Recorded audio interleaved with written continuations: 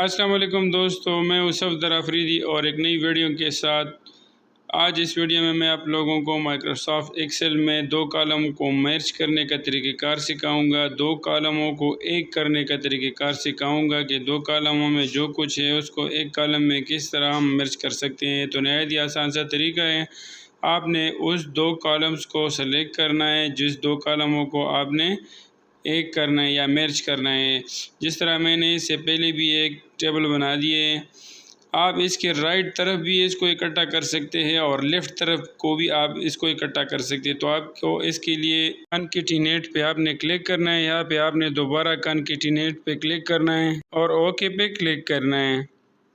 Okay पे click करने के बाद एक छोटा टूल बार नज़र आ रहा है। यहाँ पे टेक्स्ट 1 में आपने पहले वाले कॉलम को सेलेक्ट करना है। जिस तरह मेरा पहला कॉलम बी कॉलम है तो मैं बी कॉलम को सेलेक्ट करूँगा। ये आपको नज़र आया है जिसमें मैंने सफदर लिखा है। जिस तरह मैंने इस सफदर को सिलेक्ट किया यहाँ पे।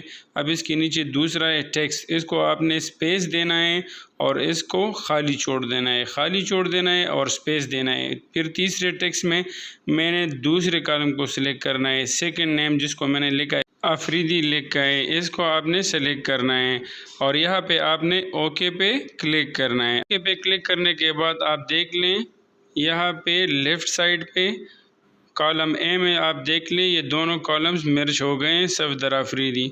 अब हम इसका साइज़ ये कॉलम बी और कॉलम सी के बराबर करते हैं। ये आप देख लें इसका साइज़ भी पूरा हो गया है और यही फार्मूला आप इसके दाएं तरफ भी बना सकते हैं, मतलब कॉलम डी में।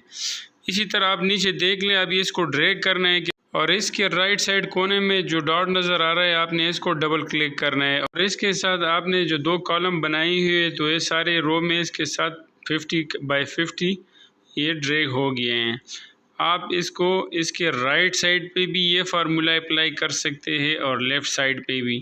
आपने अभी इसके ऊपर टाइटल देना है, जिस तरह फर्स्ट नेम सेकंड नेम है आपने इसको कंप्लीट नेम देना है या जो भी हो जिस टाइप का आपने इस पे ऊपर लिखना है तो आप इसमें लिख सकते हैं।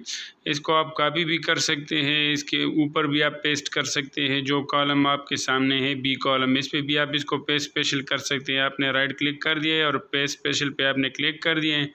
आपने वैल्यू पे क्लिक करना है, वैल्यू के बाद आपने ओके पे क्लिक करना है। ओके पे आप क्लिक करेंगे तो उसके ऊपर ये पेस्ट स्पेशल हो गया है। अब आप इसको आसानी के साथ इसके ए कॉलम को और सी कॉलम को आप डिलीट कर सकते हैं और कोई इशू भी नहीं बनेगा। जिस तरह मैंने दोनों डिलीट कर दिए और ये आप देख लिए फर्स्ट नेम सफदर अफरीदी। तो बहुत ही आसान सा तरीका है। अगर वीडियो पसंद आ जाए तो अपने दोस्तों के साथ ज़रूर शेयर कीजिएगा, लाइक और सब्सक्राइब करना ना भूलिएगा और कोई मसला हो तो आप कमेंट्स में बेशक पूछ सकते हैं। अल्लाह।